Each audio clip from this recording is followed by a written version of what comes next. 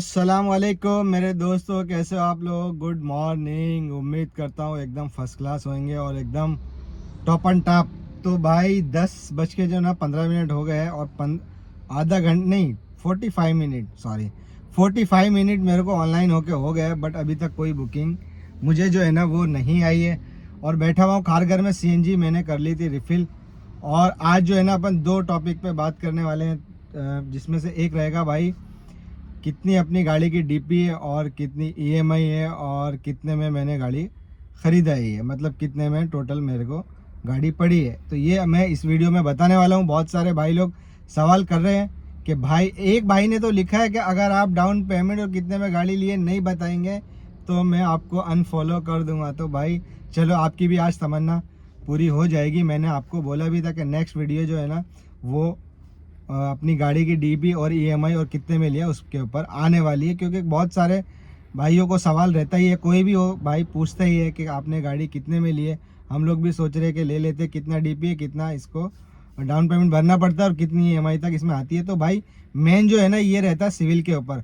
आपका सिविल कैसा है, उस हिसाब से कितना परसेंट आपको लोन मिल सकता है और कितने टके पे लोन मिलेगा उसके ऊपर रहता है। तो पहले तो ये एक बात है। और दूसरी बात ये है कि भाई पहले तो एक बात बताता हूँ मैं आपको। कुछ भाई हमारे सब्सक्राइबर भाई सवाल करते हैं कि भाई आपने गाड़ी कहाँ से लिए, वहाँ जाके आपको ज़रा पता करना है कि हमको ऑरा लेनी है, या कोई एर्टिगा के लिए सवाल करता है कि हमको कितने में मिल जाएगी और कितना डाउन पेमेंट आएगा, कितनी ईएमआई आएगी। तो भाई आप एक बात बताओ, मैं काम छोड़ के शोरूम पे कैसे जाऊँ आपको ये बात पूछने के लिए, आपके लिए, और फिर आपको कैसे जवाब दूँ कि कितने में गाड़ी पड़ी है, कितने में आप देंगे। हमारा एक सब्सक्राइबर भाई पूछ रहे हैं, तो ये कैसे आप मुमकिन है बताइए। ये बात अगर अच्छी लग रही है, पूछने में मुमकिन है, तो मैं जाके पूछ लेता हूँ। आप खुद सोचो। तो भाई ऐसे ऐसा सवाल और ऐसी बात ना पूछो। अच्छा, बहुत सारे सब्सक्राइबर भाई जो है ना हमारे बहुत लंबी लिस्ट कमेंट में लिख देते हैं, जिनकी बात का जवाब मैं नहीं दे पाता हूँ, ठीक है, नहीं दे पाता हूँ। और फिर हाँ या ना थोड़ा सा कुछ भी ऐसा लिख देता हूँ। तो भाई ऐसा इतना लंबा कमेंट मत पूछो, क्योंकि कमेंट में इतना लंबा जवाब देना बड़ा मुश्किल होता है, मेरे को भारी पड़ता है। तो भाई ऐसा इतना लंबा कमेंट कभी भी आप लोग मत पूछो, और ऐसा सवाल मत पूछो जो मेरे जो काम, ऐसा काम करने मत बोलो मेरे को जो मैं काम नहीं कर पाऊँ, ठीक है। तो इस चीज़ का आप लोगों को बड़ा अच्छा ध्यान रखना है। अगर किसी को कोई ख़ास और ज़रूरी बात पूछनी है, कोई ज़्यादा अर्जेंट है, तो भाई मैंने डिस्क्रिप्शन में अपना नंबर दिया हुआ है, वहाँ से नंबर निकालो मेरा और मेरे को कॉल करो और पूछ सकते हो। मैंने कभी भी आज तक ऐसा किसी का नहीं हुआ है, किसी का फ़ोन नहीं उठाया। मैं सबका फ़ोन उठाता हूँ और सबको रिप्लाई करता हूँ, और मैसेज का भी लगभग जवाब देता ही हूँ।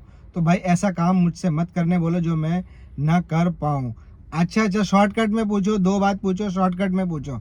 इतना लंबा अगर आप चिट्ठा लिखेंगे तो मैं आपको जवाब, आपकी बात का जवाब जो है ना वो नहीं दे पाऊँगा, ठीक है। तो उसके लिए मैं माफ़ी चाहता हूँ, सॉरी अगर किसी को बुरा लगा हो। तो भाई शॉर्टकट में देखो, अभी है ना ये कमेंट का है, अगर आप कॉल करके पूछ सकते हो तो मैं दो चार बात का आपको फटाफट जवाब दे सकता हूँ, लेकिन कमेंट का जवाब लिखने में, रिप्लाई करने में बहुत टाइम लगता है।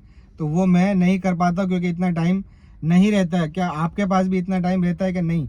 ये सबका अपना अपना पर्पस है भाई, अपनी अपनी लाइफ है, तो इंसान हर जगह अपना टाइम इन्वेस्ट नहीं कर सकता है। मेरे पास भी टाइम कम रहता है, मैं भी गाड़ी चलाता हूँ भाई, आप देखते ही हो, ड्राइविंग करता हूँ, काम करता हूँ, तो मुझे भी टाइम जो है ना कम मिलता है। अब किसी भाई के पास अगर ज़्यादा टाइम है तो वो अपने हिसाब से लाइफ जिएगा और मैं अपने हिसाब से। तो ठीक है, इस बात का आपको जो है ना ख्याल रखना है प्लीज़। अगर किसी को ये बात बुरी लगी हो तो उसके लिए माफ़ी चाहता हूँ मैं, ठीक है। अच्छा, दूसरी बात, अब जो है ना बात करेंगे कि डाउन पेमेंट और इसका कितने में गाड़ी लिया मैंने और कितना डीपी है इसका और कितनी में पड़ेगी। तो ये सब मैं आपको इस वीडियो में बता देता हूँ। अभी देखो, गाड़ी जो है ना मैंने लिया 12,15,000 में। कितना? 12,15,000 में ऑन रोड, पूरे ऑल पेपर क्लियर करके मिलेगा। एर्टिगा टूर एम मॉडल और VXI। मैं इसमें आपको पहले फ़र्क बताता हूँ। देखो, VXI और टूर एम में जो है ना आपको कलर और स्पीड गवर्नर का डिफरेंस है, बाकी कुछ भी नहीं है। सब कुछ, सारे फंक्शन और सारी चीज़ें सेम है, एवरेज से लेके हर चीज़ बिल्कुल सेम है। एक तो आप VXI में कलर चॉइस कर सकते हो, टूर एम में सिर्फ वाइट मिलेगा आपको, और स्पीड लॉक मिलेगा टूर एम में, और VXI में स्पीड गवर्नर लगा हुआ मिलेगा, बट आप गाड़ी भागेगी फुल और अपनी मर्जी से चला सकते हो। तो ये दोनों में पहले तो फ़र्क समझो आप VXI और टूर एम में। अच्छा, पैसे का फ़र्क मतलब कितने में कैश में है ये ऑन रोड, तो मैं कैश में बताता हूँ आपको। सिर्फ टूर एम और VXI में सिर्फ 10,000 रुपये का फ़र्क है। 10,000 रुपये टूर एम सस्ती है और VXI 10,000 रुपये महंगी है। सिर्फ दोनों में इतना ही फ़र्क है, ठीक है। अब आ जाते हैं डाउन पेमेंट कितना किया है मैंने। तो डाउन पेमेंट मैंने किया है भाई 2,65,000। कितना? 2,65,000, ठीक है। और EMI कितना है? 26,200 समथिंग, मतलब 26,200 रुपये इसकी EMI है 4 साल के लिए। कितना? 4 साल के लिए। कितने टके पे मैंने लोन कराया है? मैंने लोन कराया है 13 टके पे। कौन सी बैंक से कराया है ये भी एक सवाल है। मैंने कराया है AU बैंक से। मेरा सिविल भी अच्छा है और मेरी पहले की गाड़ी भी EMI पे चल रही है, उसकी EMI जो है ना वो बराबर जा रही है, ज़रा भी एक भी EMI मेरी जंप नहीं हुई है।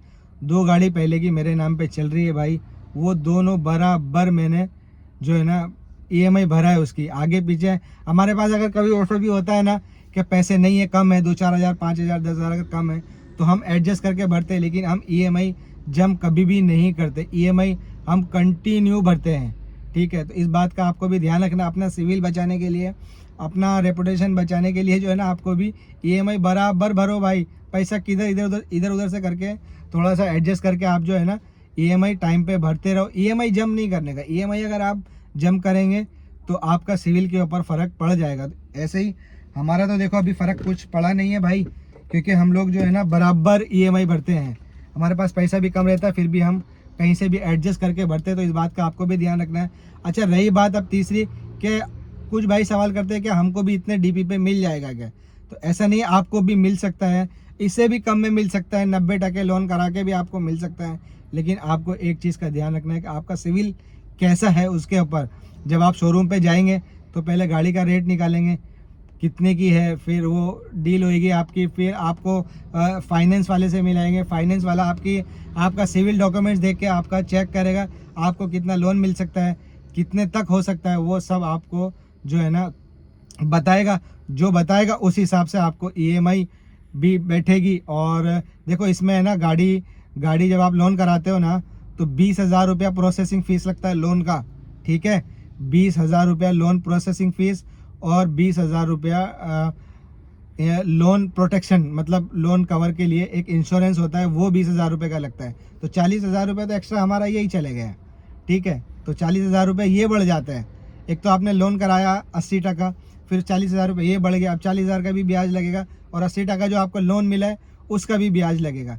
तो इस चीज़ का आपको जो है ना ध्यान रखना। अच्छा, लोन का अगर आप कराते हो 20,000 रुपया लोन का इंश्योरेंस, अगर आप 20,000 का कराते हो ना और ड्राइवर भाई को एक्सीडेंट में कुछ हो जाता है, डेथ हो जाती है, कुछ भी ऐसा, तो गाड़ी बगैर डॉक्यूमेंट्स के, बगैर कुछ इन्वेस्टिगेशन के आपकी गाड़ी फ्री होके आपके घर, आपके बच्चों में, आपकी फैमिली में जो है ना वो पहुंच जाएगी, ठीक है। तो ये 20,000 रुपये का जो है ना फ़ायदा है। और ये 4 साल तक, जब तक लोन चलता है तब तक ये भी चलता है। ऐसा नहीं कि बीच में ख़त्म हो जाता है। जब तक 4 साल तक, कोई 3 साल का कराएगा, कोई 4 साल का कराएगा, कोई 5 साल का कराएगा। जो जितने साल का कराएगा उसका उतने साल में ये 20,000 का जो इंश्योरेंस है ये चालू रहेगा। तो इस बात का आपको ध्यान रखना। तो भाई EMI जो है ना वो आपके EMI डाउन पेमेंट, ठीक है, वो आपके सिविल के ऊपर है। तो आपको अपना सिविल अच्छा रखना है। सिविल के ऊपर आपको अच्छा लोन मिल जाता है, कम टके पे भी मिल जाता है। अगर किसी भाई का नया है, कभी नहीं लिया है या कुछ भी ऐसा, तो उसको महंगा भी मिलेगा, मतलब 15 टके पे, 16 टके पे, 17 टके पे। और कुछ भाई का सिविल और भी अच्छा है या उनका पास गारंटर है, सब चीज़ है, तो उनको बैंक से और भी कम में मिल जाता है। मतलब मैंने तो 13 टके पे लिया है, आपको 10-11 टके पे भी मिल जाएगा, 9 टके पे भी मिल जाता है। सोचो आप, 9% पे भी मिल जाता है, 10 पे भी मिल जाता है, 11 पे भी मिल जाता है, 12 पे भी मिल जाता है। तो भाई मैंने तो बस क्या बताऊँ मैं आपको, डॉक्यूमेंट्स मेरे सब कुछ पूरे थे, लेकिन मैंने बोल दिया था कि भाई मैं गारंटर नहीं देने वाला हूँ। गारंटर मेरे पास एक भी नहीं है, ठीक है। चाहे आप लोन दो मत दो, नहीं तो मैं दूसरे बैंक से कराता हूँ। तो मैंने AU बैंक से कराया, कोई गारंटर नहीं लगा, ठीक है। मैंने कोई गारंटर नहीं दिया, कुछ नहीं, और काम मेरा एकदम फटाफट हो गया था। बस वो तो XL6 मैंने बुकिंग करा था ना, तो उसकी वजह से थोड़ा सा मैं फंस गया था, ज़्यादा टाइम लग गया। और फिर ये गाड़ी लिया मैंने तो भाई वीडियो हो गई थी एक्चुअली पाउस किसी वजह से। तो फिर ऐसा ही है। तो अपना जो है ना आप लोगों को ध्यान रखना है, पहले अच्छे कोटेशन निकालना है। अगर आप किसी भाई को लगता है कि यार गाड़ी महंगी मिल रही है मेरे को, तो मुझे भी कांटेक्ट कर सकता है। मैं हो सकता है मैं जहाँ से मैंने गाड़ी लिया है वहाँ से बात करा के आपको जो है ना कम रेट में करवा सकता हूँ, मतलब बोल सकता हूँ। लेकिन इसका मतलब ये नहीं है कि भाई आप मेरे को बोलो कि जाके वहाँ पे रेट पता करो ना, हमको मिलेगी क्या, हमको ये होगा, तो ऐसा नहीं होता है। पहले अगर आपको चाहिए, आपको ज़रूरत है, आपको लगता है महंगी है, मेरे थ्रू कांटेक्ट करना है, तो आप मुझे कॉल कीजिए, फिर वहाँ जाइए, मैं बात कर लेता हूँ फ़ोन पे, तो आपका काम हो सकता है। लेकिन भाई मैं काम छोड़ के या आपके काम के लिए मैं वहाँ नहीं जा सकता हूँ, आप इस बात को सोच सकते हो, क्योंकि काम ख़राब करना पड़ता है भाई, टाइम ख़राब करना पड़ता है। तो ये काम जो मैं नहीं कर सकता वो मुझे करने के लिए आप प्लीज़ मत बोलिए। तो अच्छी कोटेशन, अच्छे एक शोरूम में आपको लग रहा है महंगा है तो दूसरे में जाइए। ये कोई ज़रूरी नहीं है कि जिस शोरूम में आपके पास नियर बाई आप गए हो वहीं जाना है। आप ऑल ओवर मुंबई में कहीं से भी गाड़ी ले सकते हो, जहाँ का आपका डॉक्यूमेंट्स होगा वहाँ रजिस्ट्रेशन हो जाएगी गाड़ी। किसी भी शोरूम से ले सकते हो ऑल ओवर मुंबई। ये ज़रूरी नहीं है कि जहाँ का आपका डॉक्यूमेंट्स है उसी शोरूम से लेना है। किसी भी शोरूम से गाड़ी खरीदो, आपके डॉक्यूमेंट्स के ऊपर सेम आरटीओ पे रजिस्ट्रेशन हो जाएगी। ज़्यादा कोटेशन लग रहा है, 10 शोरूम भटको, 20 भटको, कोई मसला नहीं है। एक में नहीं, दो दूसरे में नहीं, तीसरे में, कोई भी शोरूम से आप जाके जहाँ सबसे सस्ते में आपको गाड़ी मिल रही है आप वहाँ ले सकते हो। और ये दिसंबर महीना है भाई, 50,000 लाख रुपए भी डिस्काउंट चल रहा है, ठीक है, ये दिसंबर महीने में। अगर अभी आप गाड़ी बुक करते हो, अभी लेते हो गाड़ी, तो आपको एकदम सस्ते में मिल जाएगी। सस्ते में मतलब 1,50,000 का डिस्काउंट आपको अभी मिल जाएगा। मुझे तो नहीं मिला है, मुझे कम मिला है क्योंकि मैंने नवंबर महीने में लिया। आप दिसंबर महीने में ले गए।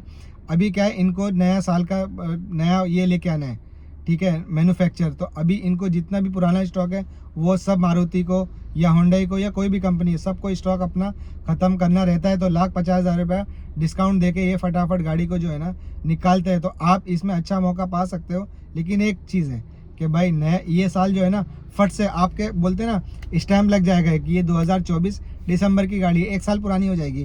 तो ये सोच के कुछ लोग जो है ना वो जनवरी में रजिस्ट्रेशन कराते हैं। तो आप वो ऐसा भी कर सकते हो, गाड़ी अभी ले लो, जनवरी 1-2 जनवरी को रजिस्ट्रेशन करा लो, कोई इशू नहीं है, कोई फ़र्क नहीं पड़ता है। दिसंबर में भी लेके तो कोई फ़र्क नहीं पड़ता है। लेकिन वो बोलते हैं ना भाई, सेकंड हैंड गाड़ी जब हम सेकंड हैंड में बेचते हैं तो बाद में जो है ना वो ये एक आता है, रहता है माइंड में कि यार ये जो है ना 2024 की गाड़ी है, भले दिसंबर की हो। तो भाई ये ठीक है, अपना अपना सोच है, अपना अपना हिसाब है, जो आप सोच समझ के कीजिए काम, ठीक है। अगर किसी को कोई और कुछ पूछना है तो भाई वो कमेंट कर सकते हैं। और किसी को गाड़ी के लिए इंक्वायरी करनी है, कुछ भी जैसे मतलब चाहिए भाई हमको, जहाँ से आपने गाड़ी लिया है वहाँ से हमको भी दिला दो, तो भाई प्लीज़ आप वहाँ कांटेक्ट कीजिए, फिर मेरे थ्रू बात करिए फ़ोन पे, तो मैं फ़ोन पे बोल के करवा सकता हूँ। लेकिन ये काम मुझे मत बताइए, मैं अभी भी आपसे हाथ जोड़ के माफ़ी मांगता हूँ भाई, ये काम करने के लिए मत बोलिए, फ़ोन कीजिए डायरेक्ट, इतना लंबा लंबा मैसेज मत करिए। चलिए फिर वीडियो जो है ना नहीं तो बहुत ज़्यादा लंबी हो जाएगी, और कुछ और भी कमेंट्स है जो वो उसके लिए भाई बाद में नेक्स्ट वीडियो में या उसके अगले वीडियो में मैं आपको बताने वाला हूँ। तो वीडियो ज़्यादा लंबी हो जाएगी। जिन लोगों को ये वीडियो अच्छी लगी हो वो लाइक करें, शेयर करें दोस्तों के साथ में। जिन लोगों ने चैनल को सब्सक्राइब नहीं किया है वो सब्सक्राइब करें, बेल आइकन दबाएं, ताकि वीडियो आप लोगों को फटाफट मिलती रहे।